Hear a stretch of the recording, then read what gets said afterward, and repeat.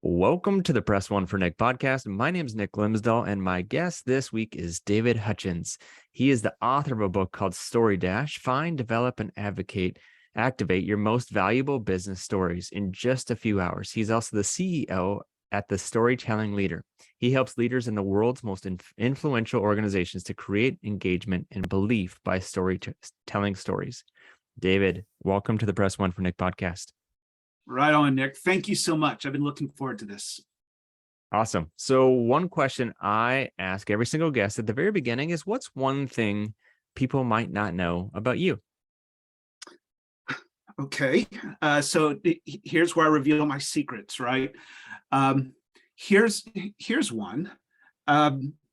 I actually began my career in advertising. So my work today is organizational learning and culture work and organizational change work. But I began in advertising as a copywriter. And so, I left that business because I was spending 60 hours a week writing about hamburgers. I was writing about things I didn't care about. And I knew I wanted to write about leadership and innovation. And so I left the ad biz so that I could go into organizational learning. So I'm still an ad guy. Now I just help ideas move through cultures and social systems. Instead of burgers. Yeah, but I'm happy to meet you for a burger or a beer anytime. I still like those. Let's do that. It sounds like we're equally yoked there. So you're still telling the stories. It's not just you went from where you were on the advertising side. It was also about telling stories, but how did you get into that, and where did that start, and where did that passion come from about storytelling?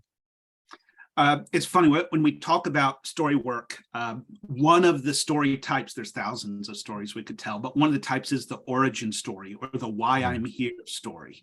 Mm-hmm. And that's what you're asking about now. And I've got a lot of those. So one of the things that brought me into story work is during the 90s, early 2000s, I was working with Coca-Cola in Atlanta. And they were early in this journey of organizational change for this idea of becoming a learning organization. Peter Singe's book, The Fifth Discipline, was a bestseller at the time. And so early in that work, they ran into a challenge, which is nobody at Coke understood what they were talking about when they said, we're going to become a learning organization. And they asked me to help with a communication solution that would invite the system into this conversation.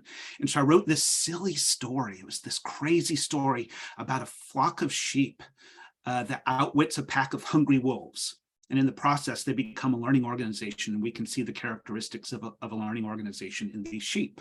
And I had a friend of mine who is a children's book illustrator create some crazy pictures, and I dropped those into the manuscript, and I called it Out Learning the Wolves.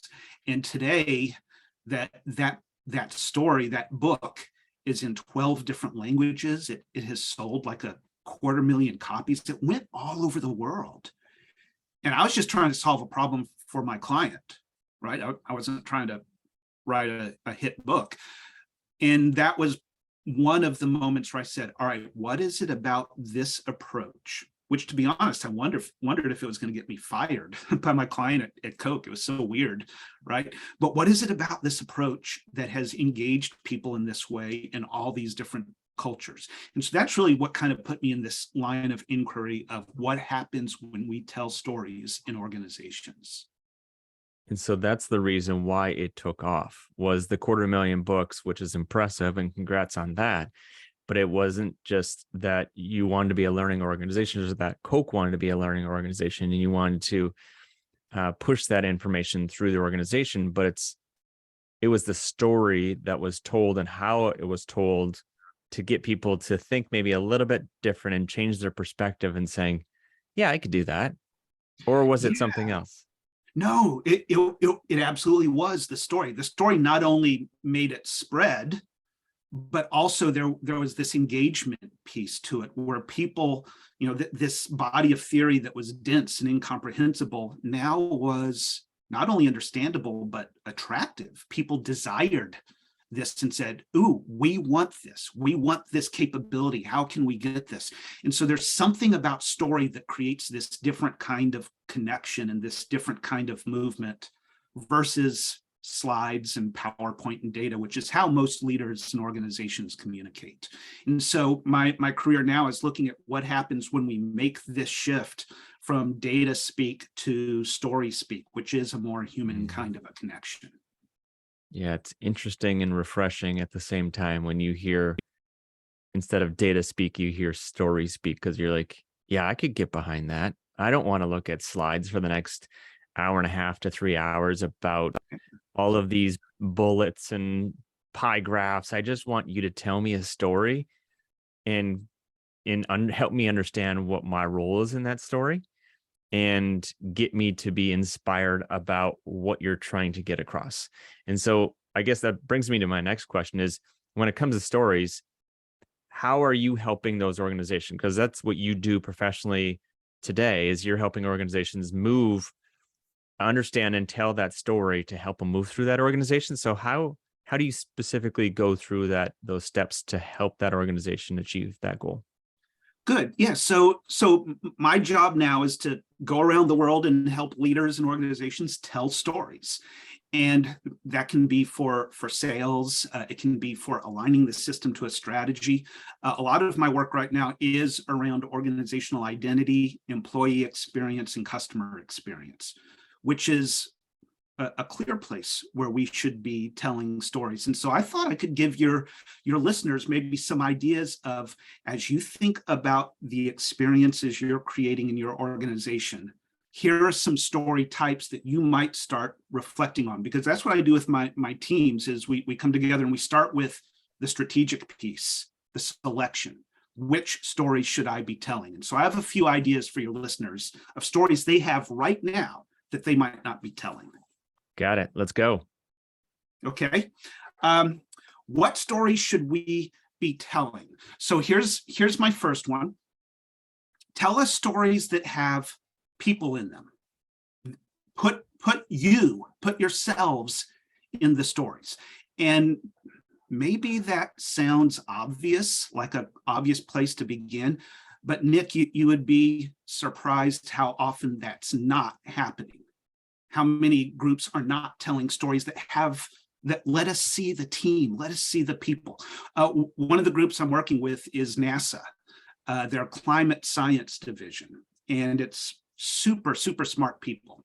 Like, they have double PhDs, and they're brilliant at the science, but they will confess that they're not good at engaging people in these stories. In climate science, they have some of the most important stories in the world to be telling.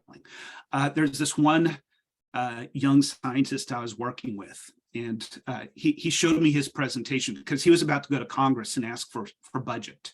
NASA's a government organization. They have to ask for the money. And he was showing me the presentation with all these scatter plot graphs.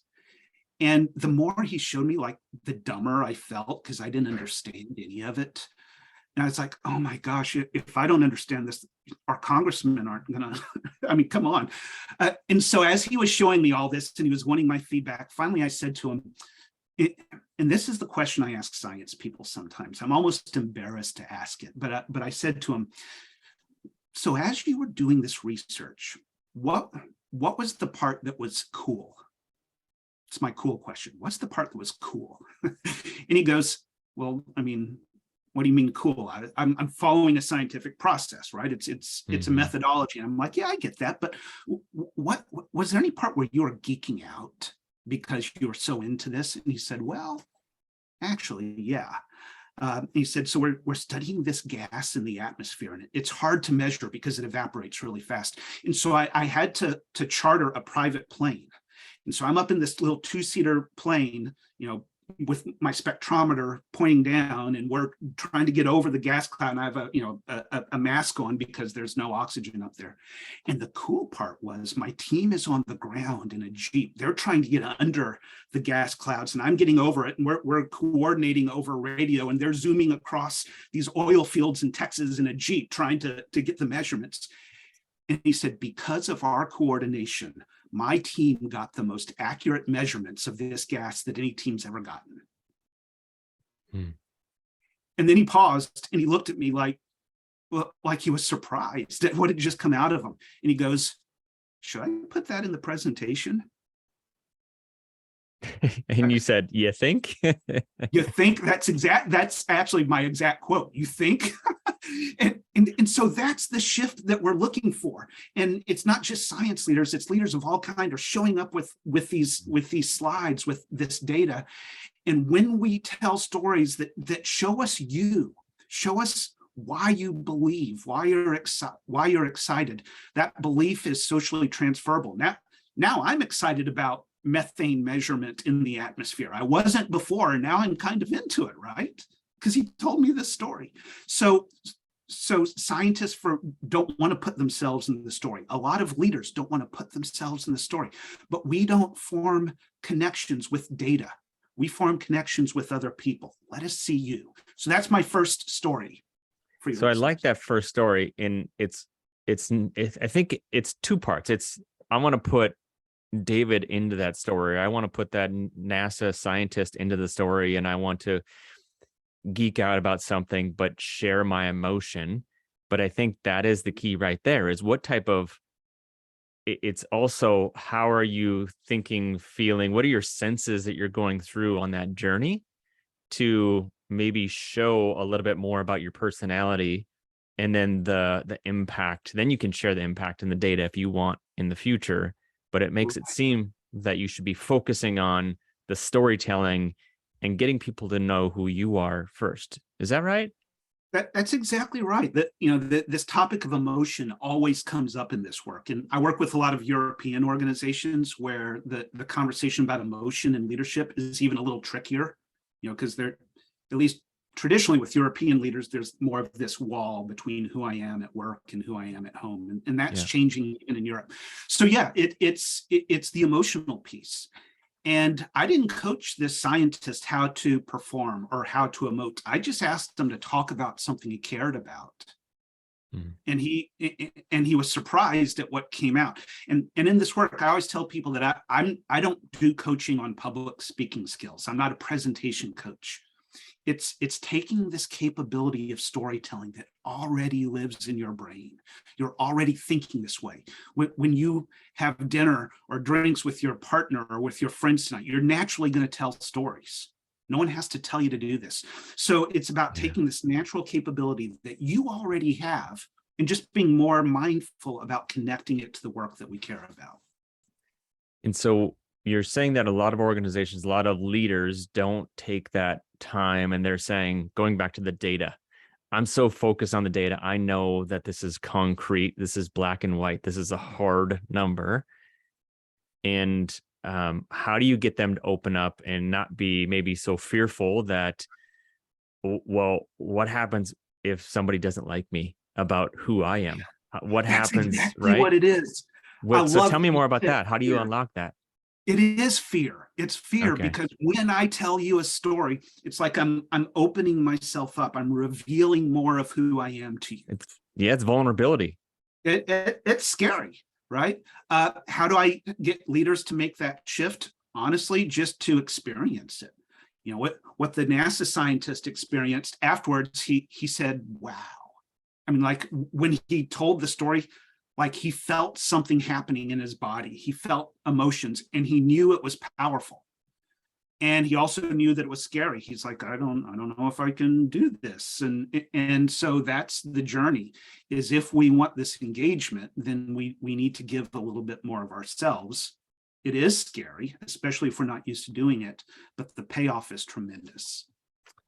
And it's interesting to me that somebody who is an expert in their field, they already know what they believe in. They already have the expertise in it, or else they wouldn't be in the role that they're at. So what is interesting is somebody who has a double PhD per se. They're coming in and they've been told all of the science, and they haven't actually been going through the art of that journey and saying, hey, at wherever they got their degree from or wherever they studied at, they probably didn't talk through the storytelling of that journey and in academia, right? They started saying, this is what you should be focusing on. This is the advanced classes you should be taking. Right. But storytelling wasn't part of that. And I think that's a huge miss in the world right now, is that gap between what they know and their truth and all of their study that they've been told to do and focus on, instead of just saying, in addition to that, let's bolt on the storytelling, and it's going to blossom your career because now you have the confidence of your expertise and you're able to show that and express that in the right way. Right. Yeah, especially with data people, scientists, and technology people and engineering people. There's this belief that data and story are somehow opposite things and incompatible things, and they're not at all. I mean, story is data, and organizational systems are emotional systems because they're made up of human beings. And when my NASA scientist goes to Congress and asks for money, if the congressman says no, it's not going to be because of data reasons. It's going to be because of some kind of human emotion going on. And so we need to bring this human element into the work that we're doing, and story is the language that allows us to do that. So story is data. It's just data with a human soul to it, right? And so I didn't prep you with this one, but how does storytelling increase the trust of that individual to either that other individual or the organization or to Congress? Is there a trust of, man, I now know, like, and believe this person, and I want to get behind this person, and for that I'm going to give them budget, or I'm going to back them, or I'm going to be the champion internally? So there is neuroscience behind this, and the trust that is generated when we tell stories. And when I was telling this NASA scientist story, if you liked it, if you were into it and kind of feeling it as I was saying it, kind of like I was when I was hearing it from the main guy, the neuroscience says that there's something happening in our brains that's really powerful. That as the scientist was telling his story, if we took a scan of his brain, we would see more parts of his brain lit up, like his brain's really active when he's telling a story. And here's the interesting part. If we scan my brain listening to his story, or your brain listening to the story, we see the listener's brain is lit up in a pattern nearly identical to the teller's. So it's like your brain changes shape to become like the teller's brain. We're joined in this powerful connection called neural coupling. That's the theory behind this, neural coupling. And remember the old days when you used to go to the movie theater? If anybody still does that. Like if you ever got so into the Avengers, right? Like the walls of the theater would disappear and you'd stop noticing the audience. It's almost like you've entered the movie at some level. That's neural coupling. Interesting. And story is unique in its ability to create this powerful neural coupling connection. Data doesn't create this. Slides will never create this neural coupling between brains. Story with emotional content creates this. And it's really powerful. And really, all the work I do is built on that simple idea. We want that moment of connection brought into more parts of our leadership because we can do something with that. Yeah, it's impactful. And you mentioned the movie theater, and if it's specifically an action movie, you'll see people, and myself included, if you think of like even Top Gun, right there, you're in the cockpit with them in Top Gun, and you're leaning into the feeling the turn, and you're going up and down, and you're flexing when somebody is coming at them, and so that is interesting that plays a role and what that person's feeling, even though it's on a screen, you are feeling it at the same time. And leaders can create that exact same experience, especially if we're trying to create a consistent, intentional experience for employees and for customers. Storytelling might be your fastest, most human technology for doing that, for exactly the reason that you just said. That's great. So you mentioned you had a couple stories. You told the one with NASA. What other one you got to help spread through the organization? Okay. So the first one is show us you. Put people in it. Then tell the stories of us at our best storytelling. And so the idea here is, organizations they're all dysfunctional because they all have people in them. So there's messed up stuff in my company. I know that. That's a given. And the stories of us at our best say, here's what it looks like when we're just doing that thing that we do. And these are really powerful stories to tell and bring forward. These are stories that actually develop the organization simply by telling them. One group that I work with is one of the biggest technology consulting firms in the world. And I was with one of their offices in Bangalore, India. And here's a story that came up a couple times in two different scenarios. Two different people told me the story. So this is one of those cultural stories that says something. This is a story. I like this, so I put it in a resource that I've developed called the Leadership Story Deck. For those of you who have video, I'm holding this up. It's a deck of cards with dozens of ideas of stories you could be telling to build the culture, to amplify your leadership, to engage people with your offerings. And so this one's in the story deck, and it's called the Eureka Process story. It's also an Us at Our Best story. So listen to how the leaders tell this story. I'm going to read this one off of the card that's in the story deck. So here in this consulting firm, we were serving a $3 billion customer who was a utility company, where we needed to monitor the location of every electrical transformer in the region. And this was nearly impossible because in this rural part of the world, that data didn't exist. I mean, we were amazed no one had it. And the idea of driving around India to find every utility pole was a nightmare, like looking for needles in a country-sized haystack. And we were stumped. And I remember the team was working late right here in this conference room and eating pizza when Jeanette, one of our junior team members, said, you know what?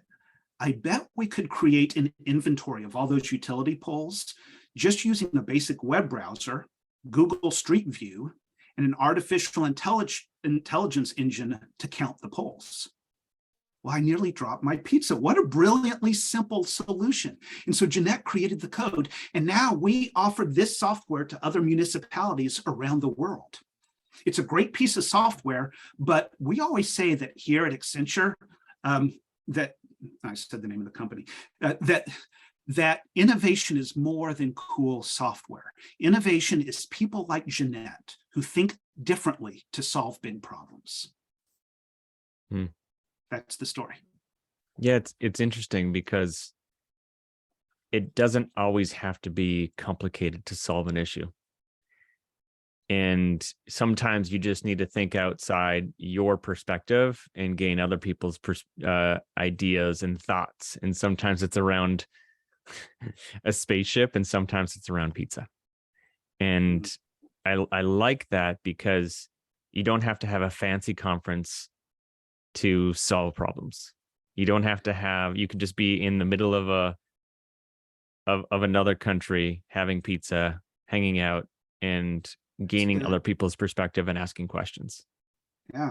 Yeah. And everyone on the team has stories that would surprise you. And we haven't heard them because we don't create the occasions where people can bring these stories forward. And when they do, it's powerful.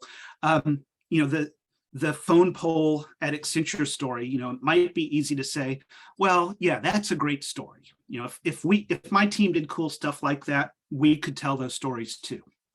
I actually think it's the other way around. The reason cool stuff like that happens is because they're telling the Us at Our Best stories. When you tell these stories and bring them forward, the theorist David Cooperrider of appreciative inquiry talks about the heliotropic principle, heliotropism. And in biological systems, that's, if the sun moves across the sky, a sunflower will move and face the sun over that 12-hour period. That's heliotropism. Organizational systems do this too. Organizational systems move in the direction of the positive stories we continually place in front of them. And so when Accenture tells these stories, when you tell these stories of us at our best, because of that neural coupling thing that happens, if the story works, if we like it, now that story sticks in our bodies. The behaviors in the story stick in our bodies. And then we start to see those behaviors emerge elsewhere in the organization. It's really powerful. So when it comes to customer service and customer experience, I don't think organizations tell enough stories about the success of the organization, for one, to the customers, but also the customers back to the organization. And so how can organizations continue to tell those stories either in customer service, at annual retreats, at keynotes, and to pull that information, wrap it up in a nice bow and say, hey, every week we're going to tell a story in the newsletter about a customer. Every other week we're going to tell a story about what we did to help that customer and continue that journey. What else can companies do to focus on the employee and the customer experience? So I love this question because it's what I do for a living, is helping companies build this capability. And maybe it's as easy as starting with an invitation, asking the team and asking customers for the stories. Tell us about a time when you experienced our offerings, when you experienced this team, where you experienced our product in a way that really inspired you, and what happened.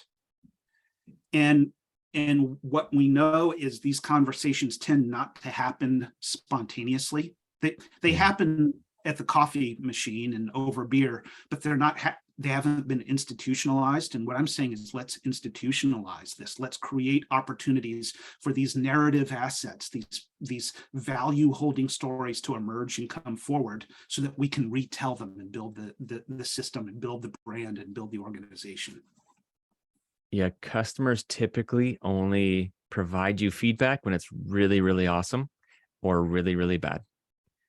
And there's not that middle ground. And so you don't really, but there's still a huge gap of what you could potentially offer if it's a client or a customer, and saying, it's great to have the NPS score. It's great to have the customer satisfaction score. 1 out of 10, how are you doing? Or would you refer us to somebody else? But maybe you encourage them a little bit more, if it's an incentive or a discount or something, by saying that. Tell us a time where we've inspired you. Tell us a time where my customer service rep went above and beyond. Did we or did we not? And how can we improve if that's not the case? And so it's a full on journey. And then maybe you're rewarding them without even telling them that you're going to.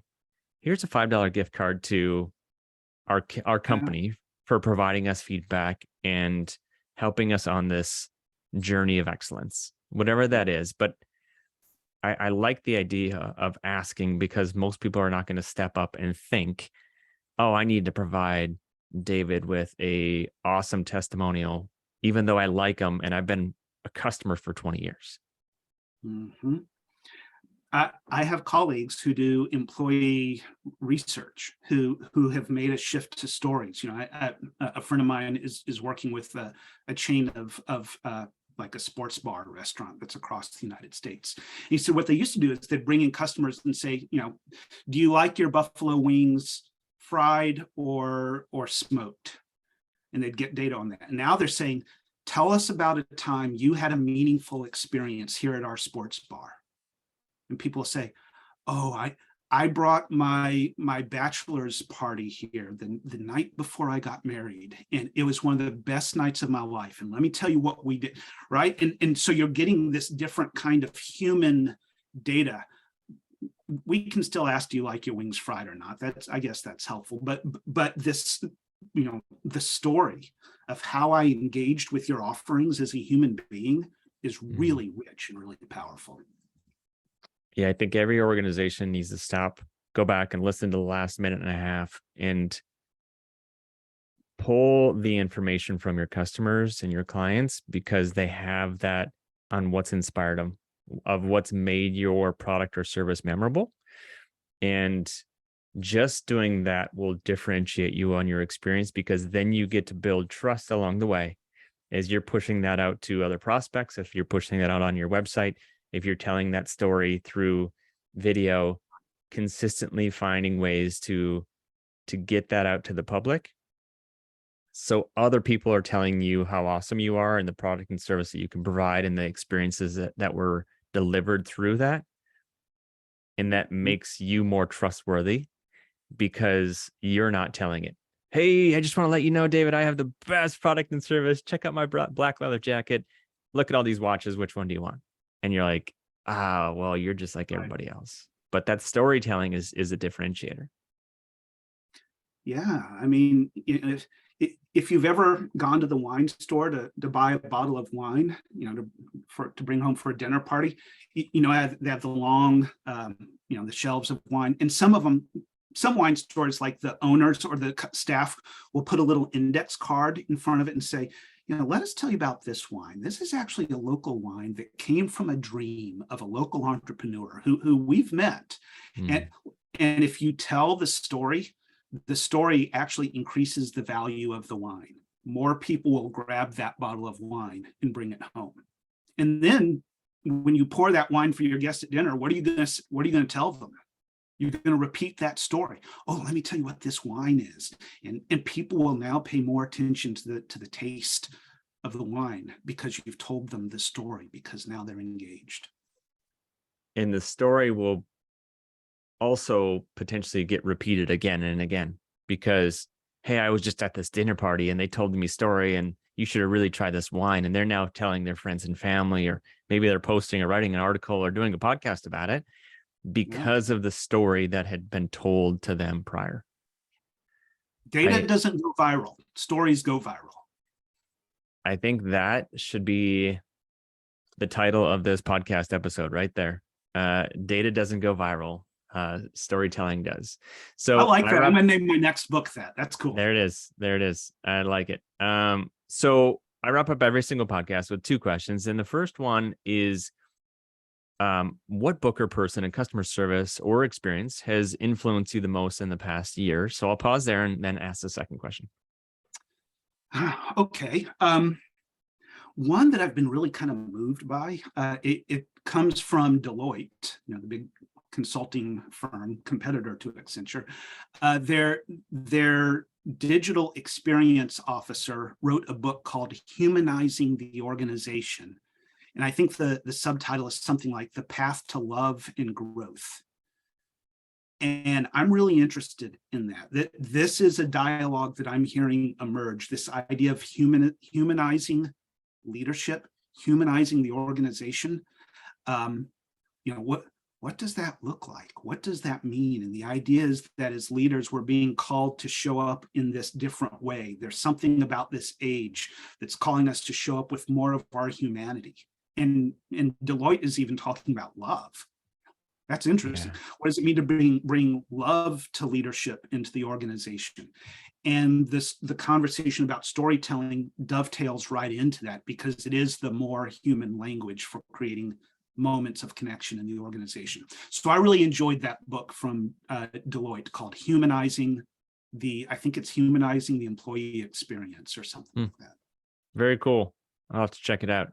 So the second question that I ask, and the last one, is if you could leave a note to all customer service professionals, it's going to hit everybody's desk Monday at 8 a.m.